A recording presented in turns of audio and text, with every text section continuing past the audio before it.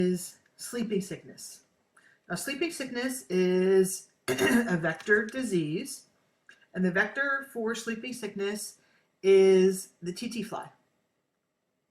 And sleeping sickness is not pandemic by any means. It is only found in Central Africa.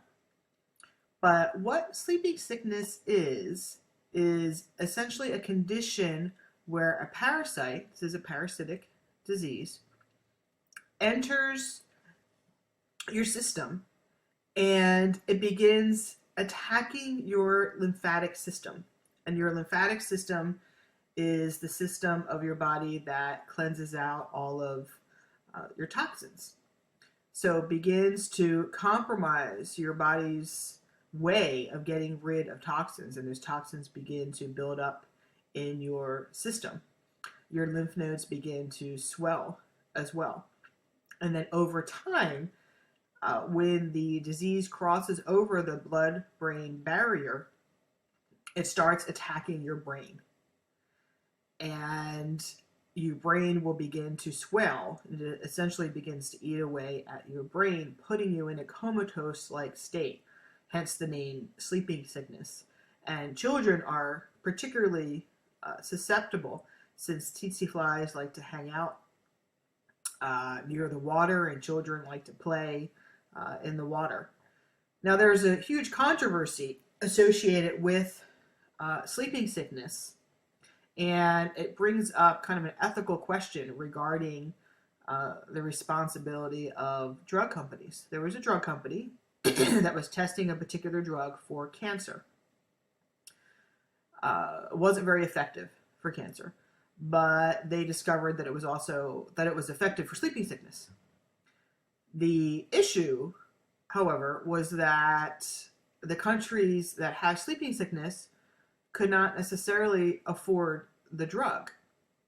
So did the company want to invest a lot of money into research and development for this treatment that countries would not be able to afford to actually buy? And they ended up shelving it and not doing further research on it. They found out by accident, which is how a lot of things happen in the drug world, that it also removed hair. I don't know how that happened. I don't know if someone dropped it on themselves or whatever, but they found out that it removed hair. And then eventually it became the primary active ingredient in a drug, in a cream, essentially, to remove unwanted hair, particularly unwanted facial hair. And this is where the controversy came in, because then now they dumped a lot of money into research and development, into advertising, and the drug was being used not to help the children of Central Africa who were having their brains eaten, essentially, but it was helping the millions of women in the developed world afflicted with unwanted facial hair. So you can get a sense that there would be some controversy there.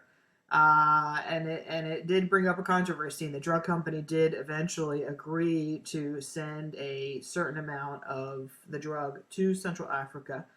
The problem is, with sleeping sickness, it's not a one-time deal. You need multiple infusions of medication. So I don't really know what the update is on this, because that drug company has since been acquired by another drug company.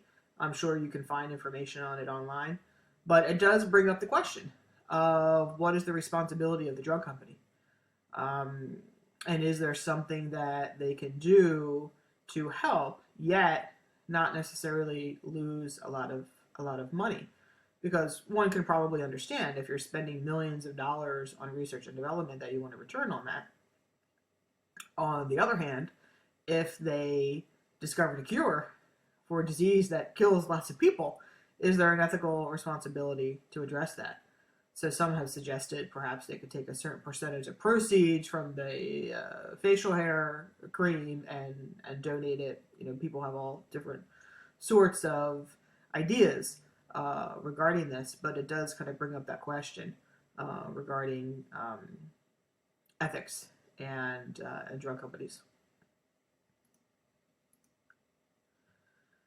Because in many cases, what it comes down to is just the availability of essential drugs.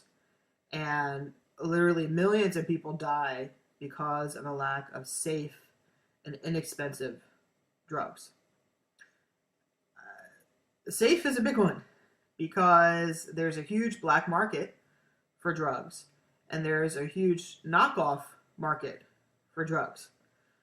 It's not just handbags and sunglasses that are knocked off, but there are lots of drugs, particularly for diseases that are common in the developing world, like malaria, that are knocked off and are put on the market, and the packaging looks the same, the pills look the same, and who knows what is actually in those pills.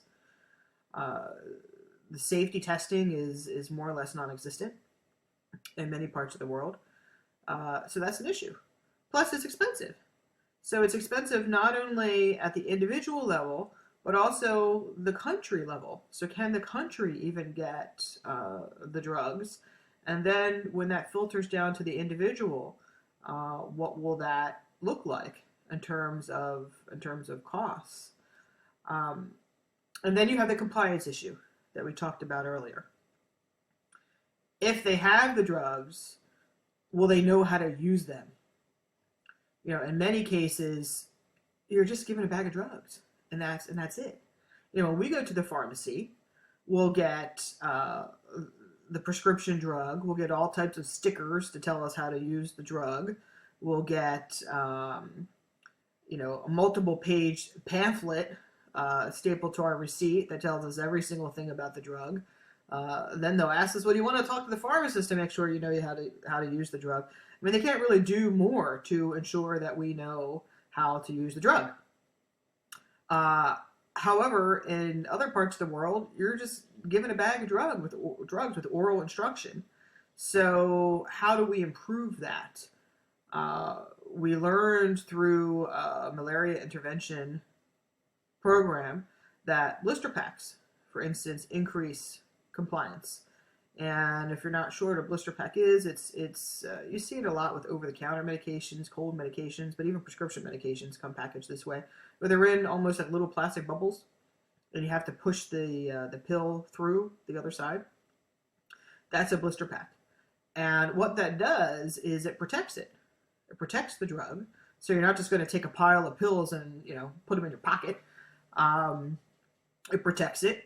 But in many cases, it also provides a dosage as well. So you can tear off a dosage. So not only are they protecting the drug, but they have the dosage. So they don't have to remember, I have to take 2 of this pill or 3 of this pill, and they have a way to protect it. Of course, the issue with blister packs is that they're more expensive. So whenever you get into better packaging, you're looking at a higher cost. So there's a trade-off there. But they no doubt help with compliance. Okay, HIV/AIDS is the last disease that we're going to talk about in this section. If you're interested in medical geography, I do teach a whole course on medical geography that's offered at an upper division level. Many people other than majors also take it, so not only majors that are interested in medical geography, but also health science majors as well, even biology majors, or I have students across the board that take that class as an elective. So HIV/AIDS, about 90% of people that are infected are in developing countries. So by and large, we have the highest rates in that part of the world. Those countries that are considered developing countries, less developed countries.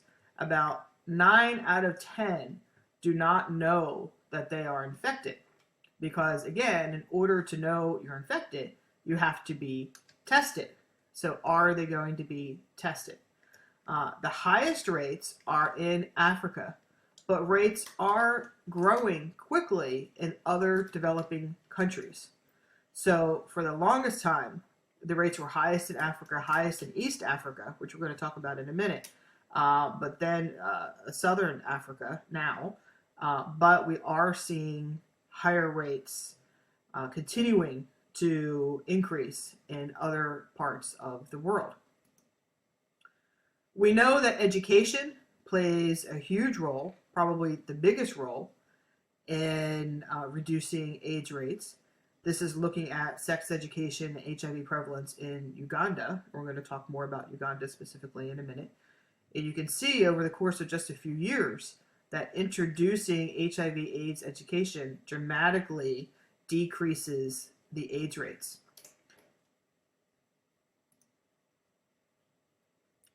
So we're going to talk a little bit about AIDS in East Africa, and we're going to focus on Uganda.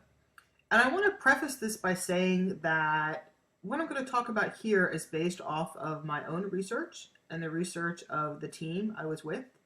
It is not necessarily reflective of all of Africa and certainly not all of the world, but it was reflective of our particular sample that we looked at in Uganda. And we chose to study Uganda because Uganda at one time had very high rates. And the high rates were falling in Uganda. So we wanted to know why. And Uganda now serves as a model for other less developed countries. So remember that there were high rates, but the rates have fallen. Okay, the rates have fallen dramatically. That will be on the exam, and all of this will be on the exam. And most people tend to reverse the two because they instinctively think, oh, Uganda, Africa, rates must be increasing. But we found that they were decreasing for many reasons, and one was the AIDS Support Organization, otherwise known as TASO. This is a nonprofit organization that was started by a woman that was involved in AIDS prevention. Her husband had AIDS and died of AIDS, and she started this organization to educate people who have AIDS, who have relatives that have AIDS, or who think they might have AIDS. And there are several locations all over Uganda. And we noticed that there were clear diffusion patterns that were linked with TASO centers. So, of course, with medical geography, we do a lot of mapping. So if we mapped AIDS rates across the country, and then we overlaid that with maps of where the TASO centers were located, we noticed that within a certain radius of each center, there were lower AIDS rates. So we wanted to know what TASO was doing. In addition to TASO, there was a lot of government support. There needs to be a willingness to discuss the issue, not only at the individual level, but at the government level as well. And there were large-scale government campaigns. So it's really, really hard, particularly in a less developed country, to get a grassroots movement off the ground without cooperation of the government. It's also really difficult to address a problem if you're not willing to discuss it. And AIDS can be tricky because there's a stigma attached to it. And to talk about AIDS means that you're going to have to talk about sensitive issues. You're going to have to talk about sexual behavior. And people don't want to talk about that stuff. But they realized in Uganda that you have to be open to it. You have to be frank and candid about sexual behavior in order to address the problem.